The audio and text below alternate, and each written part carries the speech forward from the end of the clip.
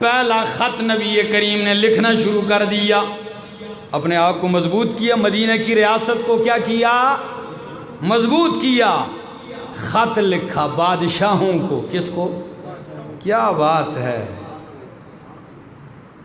اگر آپ کو وقت نے اجازت دی تو میں انشاءاللہ کسی موقع پر نبی کریم کے سارے خطوط آپ کو پڑھ کے سناؤں گا، اور اس کا اثر دیکھیے کیا کمال کے خط ہیں۔ فرمایا آؤ میرے یارو، اب بادشاہوں کو خط لکھتے ہیں۔ تو صحابہ نے کہا یا رسول اللہ، بادشاہ اس وقت تک خط نہیں پڑھتے، دیکھتے بھی نہیں جب تک کہ اس پہ مہر نہ لگی ہو۔ فرمایا مہر تیار کیجیے۔ تو ایک صحابی نے مہر تیار کی انگوٹھی میں۔ کس میں؟ انگوٹھی۔ اور اس مہر پہ کیا لکھا ہوا تھا؟ محمد الرسول اللہ۔ 3 لائنوں میں۔ کتنی سطروں میں؟ 3 سطروں میں۔ لیکن 3 سطریں انگوٹھی میں اس طرح تو نہیں لکھی جا سکتی، تو نبی کریم کی تعظیم بھی دیکھیے ذرا، قربان جاؤں۔ لکھنا تو ہے محمد الرسول اللہ، لیکن نبی کریم نے محمد کا لفظ نیچے لکھا، رسول اوپر لکھا، اور اللہ کا نام سب سے اوپر لکھا۔ بات سمجھ میں آ رہی؟ آپ مہر نبوت دیکھ سکتے ہیں، اس کی عکس آج کل ملتی ہے، کتابوں میں بھی ہے، فریم میں بھی لوگوں نے بنائی ہوئی ہیں۔ یہ مہر پیغمبر تھی، مہر بن کے آ گئی۔ نبی کریم صلی اللہ تعالی علیہ وسلم نے پہلا خط لکھا روم کے بادشاہ کی طرف۔ کس کی طرف؟ سنیے ہری پور والو، شاہ روم کے بادشاہ کو لقب ملتا تھا قیصر۔ کیا؟ قیصر۔ اور فارس کے بادشاہ کا نام کیا ہوتا تھا؟ کسرا۔ نام جو بھی ہوتا بادشاہ کا یہ لقب ہوتا تھا۔ تو روم کا بادشاہ جس کا لقب تھا قیصر، نام اس کا تھا ہرقل۔ ہمارے اردو میں لوگ پڑھتے ہیں ہرقل، عربی میں اس کا نام تھا ہرقل۔ نبی کریم خط لکھواتے ہیں، آپ کے سامنے ذرا پڑھتا ہوں میں وہ، اور سے سنیے۔ خط لکھا نبی کریم نے، مہر لگائی۔ خط حوالے کس کی کیا؟ ڈاکیا کون ہے؟ نبی کریم کا۔ نام ہے اس صحابی کا حضرت دحیہ کلبی رضی اللہ تعالیٰ عنہ۔ یاد رکھیے نام، کیا نام ہے؟ حضرت دحیہ کلبی رضی اللہ تعالیٰ عنہ۔ یہ وہ دحیہ کلبی ہیں کہ جبریل جب نبی کریم پر وحی لے کے آتے تھے تو اس کی صورت میں آتے تھے۔ یہ واحد صحابی ہیں، یہ ان کی خصوصیت ہے کہ جبریل ان کی شکل و صورت میں آتے تھے۔ دحیہ کلبی رضی اللہ تعالیٰ عنہ، ان کو خط دیا اور بھیج دیا۔ یہ خط لے کر بصرہ چلے گئے۔ جو گورنر تھا اس کو دیا، اس نے خط پہنچایا شاہ روم تک، ہرقل تک، قیصر تک۔ دحیہ کلبی بھی ساتھ ہیں۔ جو ہی خط پہنچتا ہے محمد الرسول اللہ صلی اللہ علیہ وسلم کا، خط پڑھتا ہے قیصر روم۔ تھا تو بڑا ہوشیار، سمجھ گیا، کہنے لگا یہاں عرب کے کچھ لوگ ہیں، ان کو میرے پاس لے آؤ۔ جہاں بھی میرے ملک میں عرب کے لوگ ہوں، خاص کر مکے کے، لے آؤ۔ شام کے اندر تجارت کی غرض سے حضرت ابو سفیان جو اس وقت کافر تھے اور سخت دشمن تھے نبی کے، اس وقت تجارت کی غرض سے شام گئے تھے۔ کہنے لگے بادشاہ کے کارندے آئے اور ہمیں پکڑا، کہ تمہیں بادشاہ نے بلایا ہے؟ ہم حیران کہ بادشاہ کو ہم سے کیا کام؟ خیر لیا، چند ساتھیوں کو لے کر ہم بادشاہ کے سامنے پیش کر دیے گئے۔ بادشاہ نے بڑا محل سجایا ہوا ہے، بڑی پر رونق محفل بنائی ہے، تخت پہ بیٹھا ہے، تاج سر پہ ہے، بڑے نوکر چاکر، بڑا عالی شان قسم کا ایک پروگرام بنا ہے، تخت پہ بیٹھا ہے۔ حضرت دحیہ کلبی رضی اللہ تعالیٰ عنہ بھی ہیں۔ آ گیا ابو سفیان، بادشاہ کیا کہتا ہے؟ بادشاہ کہنے لگا اے لوگوں، تم میں سے کون محمد کا قریبی آدمی ہے؟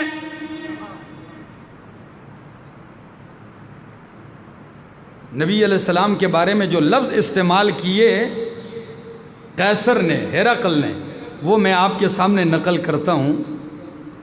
کہتا ہے فَقَالَ أَيُّكُمْ أَقْرَبُ نَسَبًا بِهَذَا الرَّجُلِ الَّذِي يَزْعَمُ أَنَّهُ نَبِيٌّ، اے لوگوں تم میں سے کون اس آدمی کے نسب کے لحاظ سے قریب ہے جو یہ گمان کرتا ہے کہ میں اللہ کا نبی ہوں؟ جو اپنے آپ کو نبی خیال کرتا ہے، اس کا قریبی کوئی ہے؟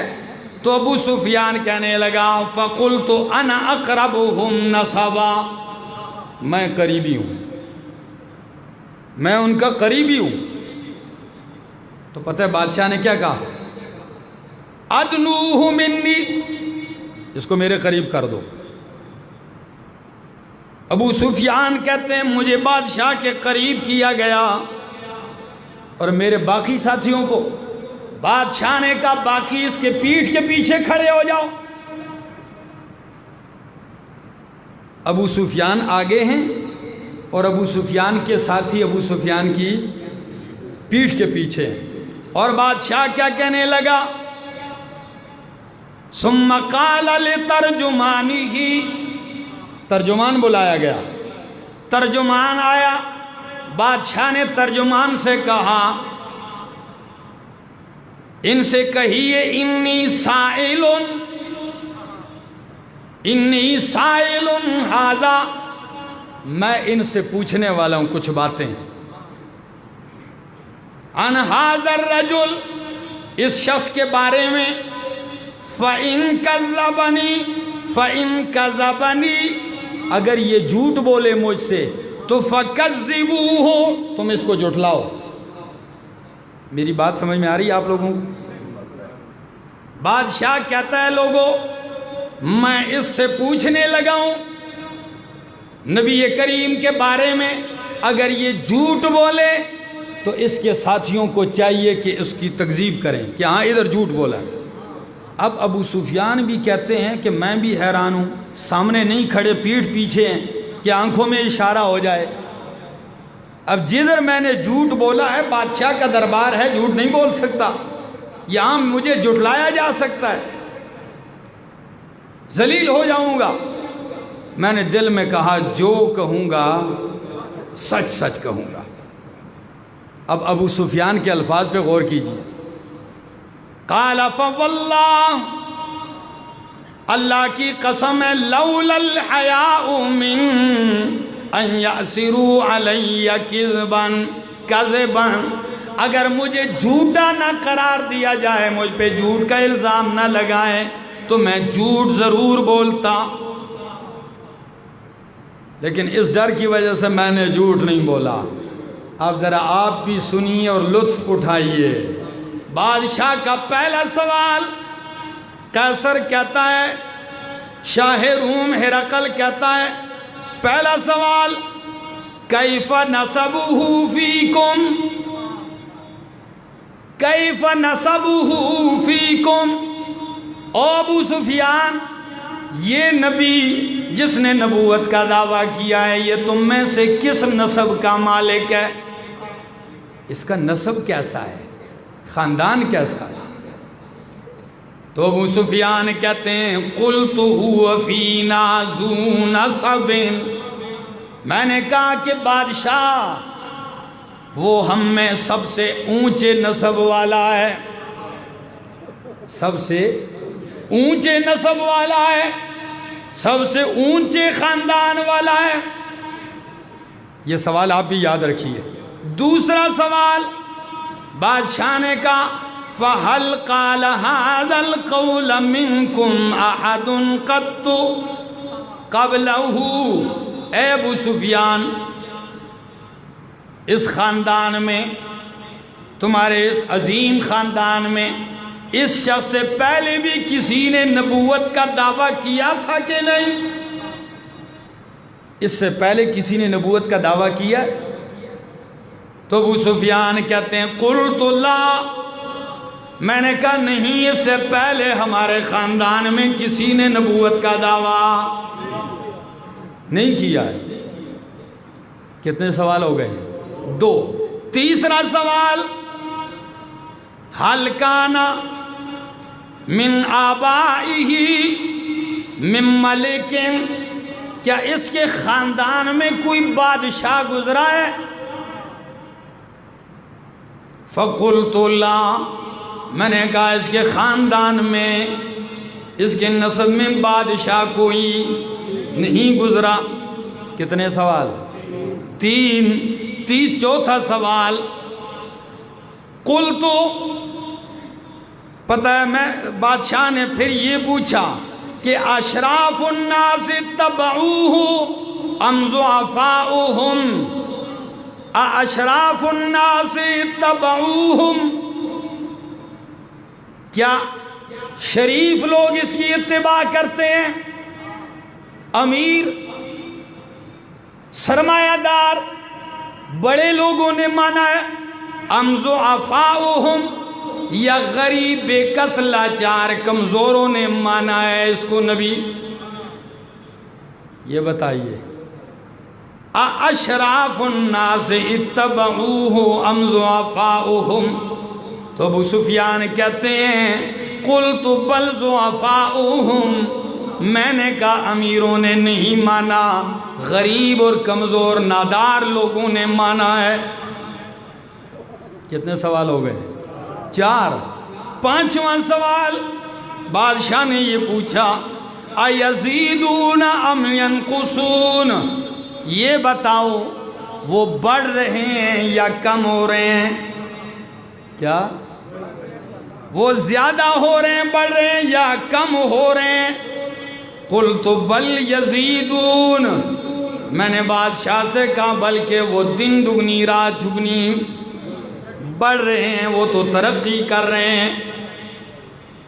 بادشاہ نے کہا 6واں سوال فَهَلْ يَرْتَدُّ أَحَدٌ مِّنْهُمْ سُخْطَةً لِدِينِهِ بَعْدَ أَنْ يَدْخُلَ فِيهِ، یہ بتاؤ کہ اس نبی کے دین میں داخل ہونے کے بعد کوئی دوبارہ مرتد ہوا ہے؟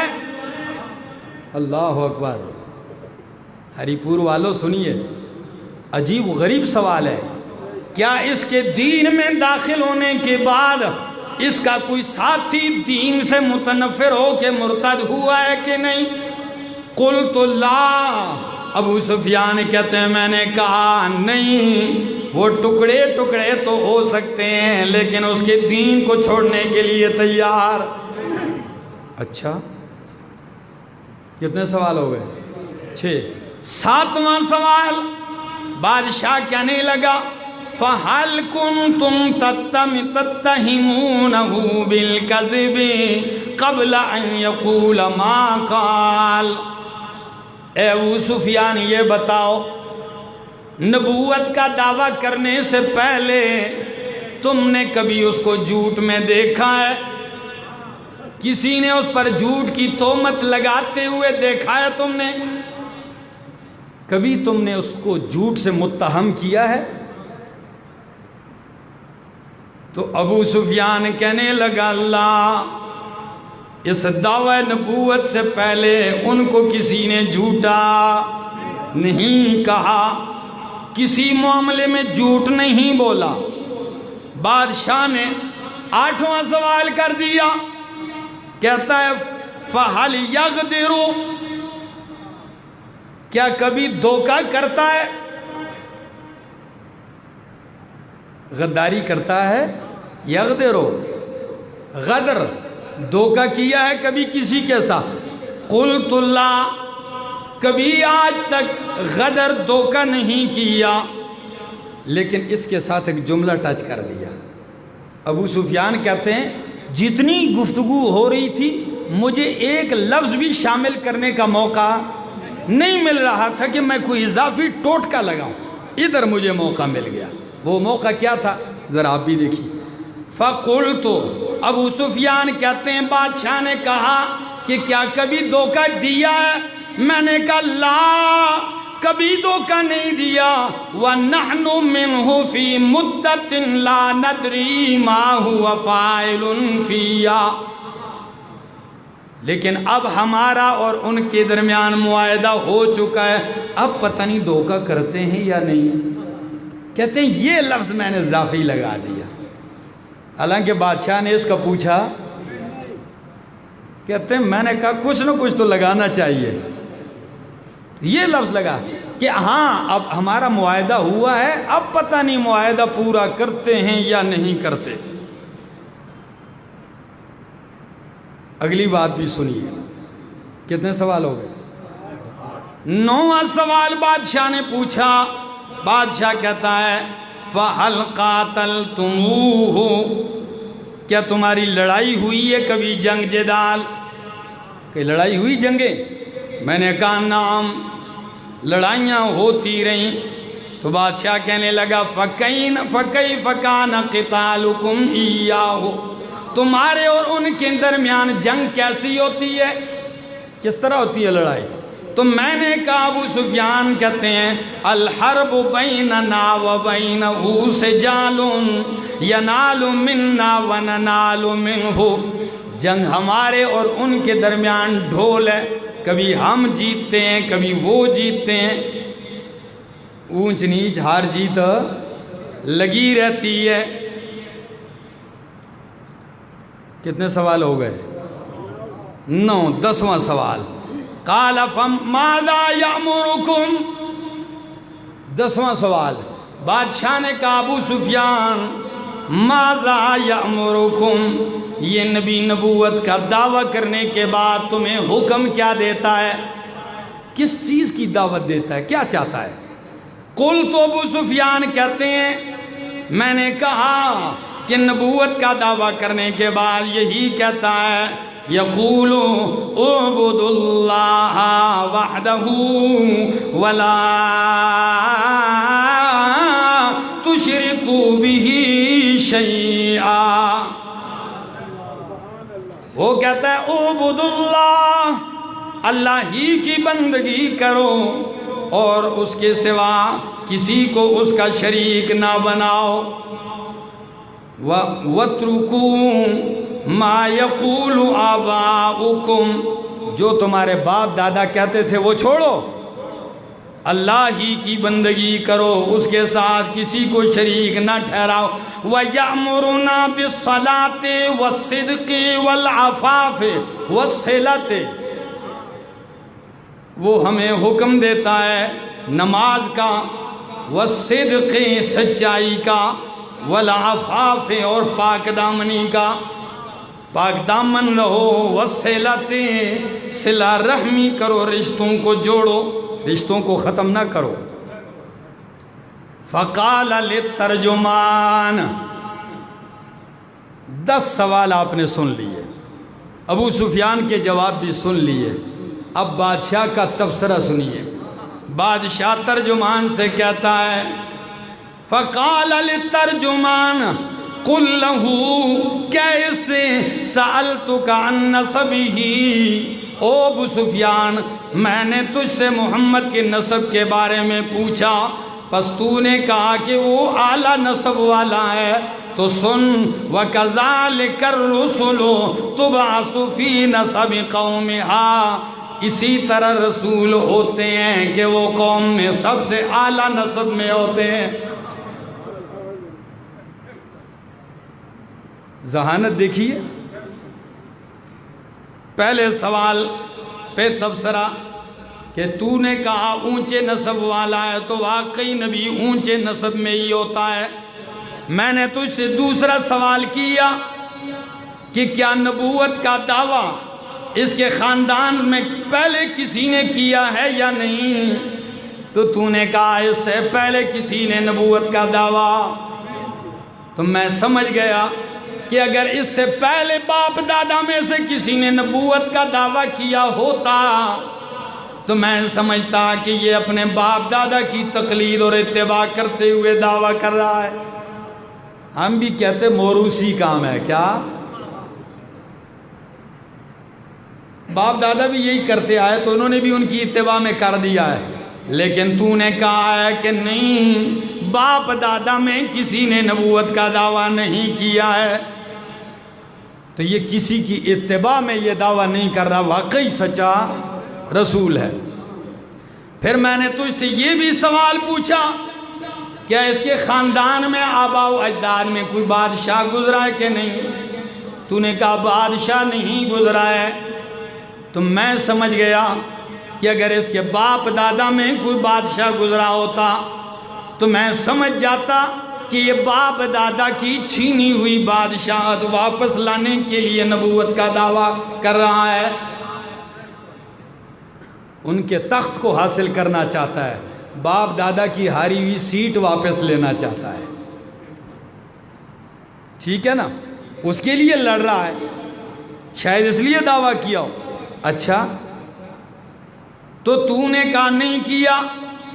اچھا میں نے یہ سوال کیا کہ ابو سفیان کبھی تم نے نبوت کا دعویٰ کرنے سے پہلے جھوٹ کا الزام اس پہ لگایا کہ نہیں؟ کبھی کسی موقع پر جھوٹ بولا اس نے؟ تو نے کہا کہ کبھی جھوٹ نہیں بولا۔ تو میں سمجھ گیا کہ جو بندہ مخلوق پہ انسانوں پہ جھوٹ نہیں بول سکتا بھلا وہ اللہ پہ کیسے جھوٹ بول سکتا ہے؟ جو انسانوں پہ جھوٹ نہیں بولتا تو وہ اللہ پہ جھوٹ کیسے بولے گا کہ اللہ نے مجھے نبی بنا دیا؟ اچھا تو اگلی بات سنیے، میں نے یہ بھی پوچھا تجھ سے کہ امیروں نے مانا ہے یا غریبوں نے مانا ہے پہلے؟ تو نے کہا ضعفاء کمزور لوگوں نے مانا ہے۔ تو میں سمجھ گیا ہوں کہ واقعی نبیوں کے پیروکار سب سے پہلے یہی غریب غرباء ہوتے ہیں، یہی کمزور ضعیف لوگ ہوتے ہیں، یہ نشانی بھی ٹھیک ہے۔ پھر میں نے تجھ سے یہ سوال کیا کہ زیادہ ہو رہے ہیں کم ہو رہے ہیں؟ تو نے کہا بڑھ رہے ہیں۔ تو یہی معاملہ ایمان کا ہے، ایمان کا بھی یہی حال ہے کہ یہ جب بدن میں گھستا ہے تو یہ بڑھتا چلا جاتا ہے یہاں تک کہ مکمل ہو جاتا ہے۔ اور اگلی بات میں نے یہ بھی تجھ سے کہا کہ کیا کوئی آدمی مرتد ہوا ہے دین سے دوبارہ؟ تو نے کہا نہیں۔ تو میں سمجھ گیا ہوں کہ واقعی یہ پکے مومن ہیں، جب ایمان بندے کے وجود میں سرایت کر جائے پھر وہ ٹکڑے تو ہو سکتا ہے، ایمان کو کبھی چھوڑ نہیں سکتا۔ میں نے یہ بھی سوال کیا کیا اس نے کبھی دھوکہ دیا ہے؟ تو نے کہا نہیں۔ تو میں سمجھ گیا ہوں کہ وہ دھوکے باز نہیں ہے، جب مخلوق سے دھوکہ نہیں تو اللہ سے کیسے کرے گا؟ اور میں نے یہ بھی پوچھا تمہیں کس کا حکم دیتا ہے؟ تو نے کہا نماز کا، عبادت کا، توحید کا، سچائی کا، پاک دامنی کا، صلہ رحمی کا۔ تو سن لے ابو سفیان، نبی جب بھی آتا ہے نبی کی یہی تعلیم ہوا کرتی ہے۔ جب یہ ساری باتیں ہونے لگیں ابو سفیان حیران ہے کہ یہ سوال مجھ سے کیوں پوچھے جا رہے ہیں؟ کہتے ہیں پھر کہا خط لے آؤ، جس کے لیے میں نے سارا واقعہ سنایا آپ لوگوں کو۔ خط لے آؤ، خط لایا گیا، بادشاہ نے خط کھولا، پڑھنے لگا۔ آپ بھی نبی کریم کے خط کے الفاظ سنیے اور مزہ لیجیے۔ خط کے الفاظ یہ ہیں، بسم اللہ الرحمن الرحیم۔ کیا یہ آپ کو بتاؤں نبی کا خط کس سے شروع ہوتا ہے؟ اور ہمارے لوگ بسم اللہ کی جگہ کیا لکھ دیتے ہیں؟ 700 تو میں کہتا ہوں جو 786 معبودوں کو پوجتے ہیں وہ 786 لکھیں، اور جو اللہ کو معبود سمجھتے ہیں وہ کیا لکھیں؟ بسم اللہ لکھیں۔ یہ 786 نہ بسم اللہ کا ترجمہ ہے، نہ اس کے الفاظ ہیں، نہ اس کا کوئی معنی ہے، نہ اس کا کوئی مفہوم ہے۔ کیا چیز ہے؟ ایک فضول سا لفظ ہے، اس کو بسم اللہ کا متبادل سمجھ رکھا ہے۔ اگر یہ بسم اللہ کا متبادل ہوتا تو پھر چاہیے تھا کہ آپ قرآن شروع کرنے سے پہلے بسم اللہ کی جگہ یوں کہہ دیتے 786 الحمدللہ رب العالمین۔ جی 786 کہہ دو اور آگے سورت شروع کر دو۔ تو یہ بسم اللہ کا بدل یہ کبھی نہ لکھا کریں، لوگوں کا اپنا گڑنتو ہے۔ فرمایا بسم اللہ الرحمن الرحیم من محمد ابن عبداللہ ورسولہ، من محمد عبداللہ ورسولہ، یہ محمد ابن عبداللہ جو اللہ کے رسول ہیں، یہ ان کی طرف سے ہے خط الہ ہرقل عظیم الروم، ہرقل کی طرف جو روم کا بادشاہ ہے۔ سلام علی من اتبع الہدی،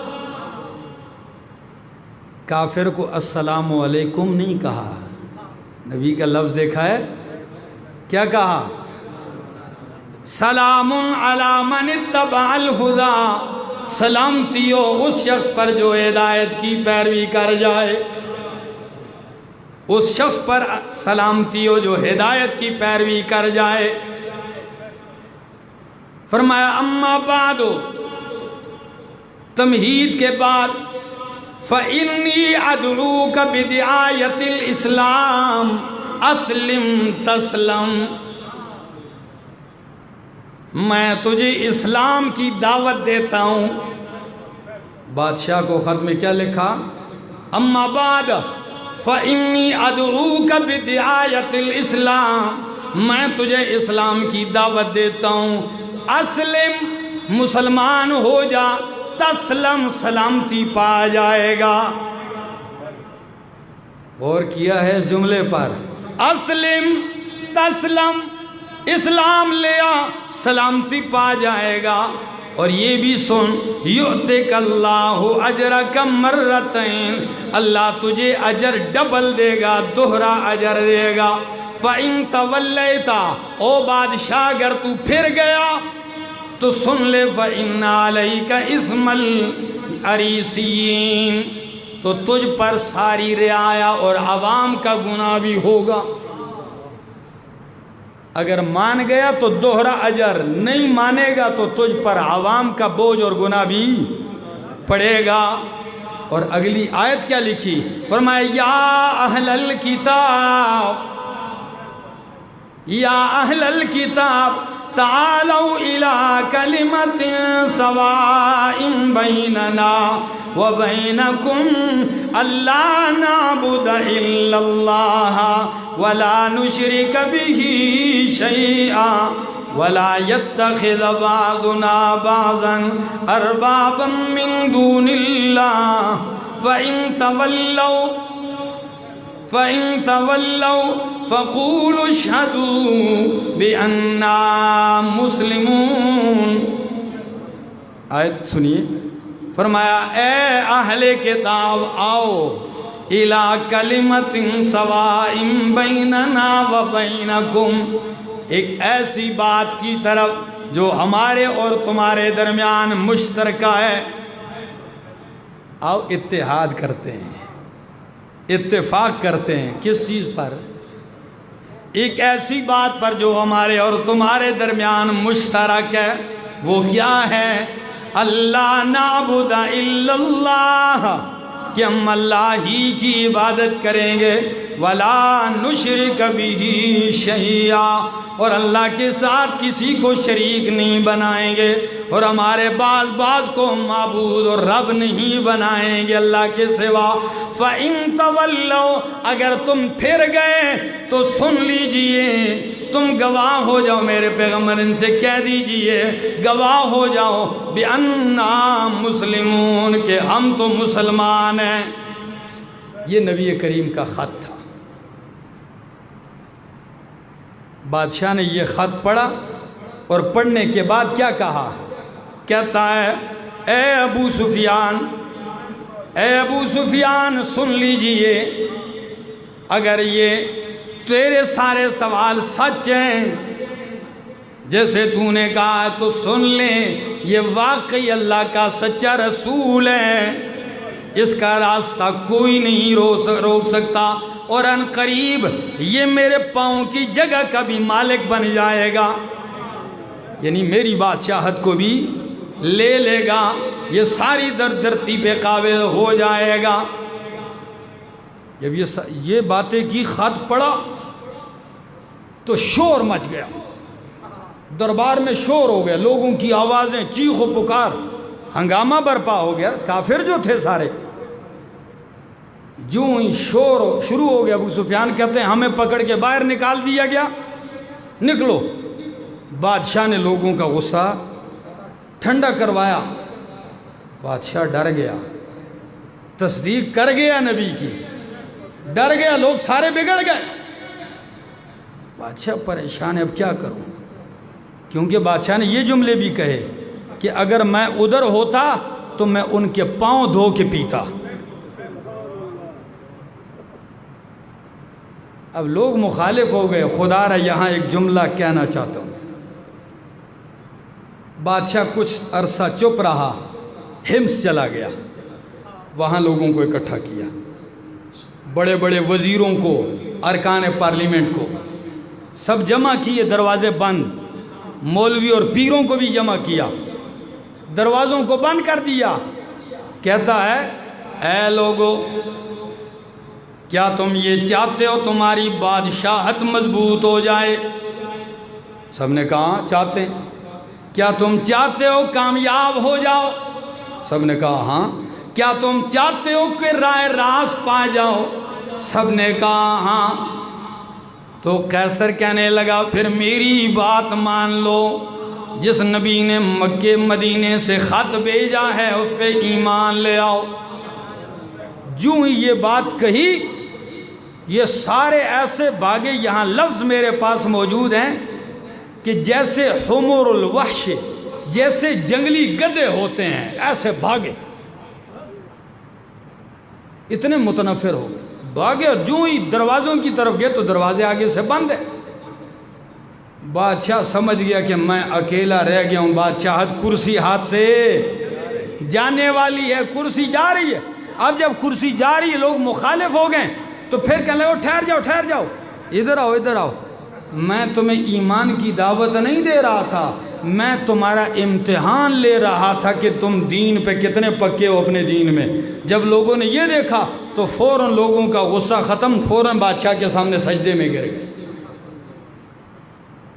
علامہ شبلی نعمانی رحمہ اللہ یہاں جملہ لکھتے ہیں، کہتے ہیں نور اسلام، اسلام کی روشنی، ہرقل شاہ روم کسریٰ کے دل میں داخل تو ہو گئی تھی اسلام کی روشنی، مگر تخت اور اقتدار اور کرسی اور بادشاہت کی اندھیرے نے اس کو بجھا کے رکھ دیا۔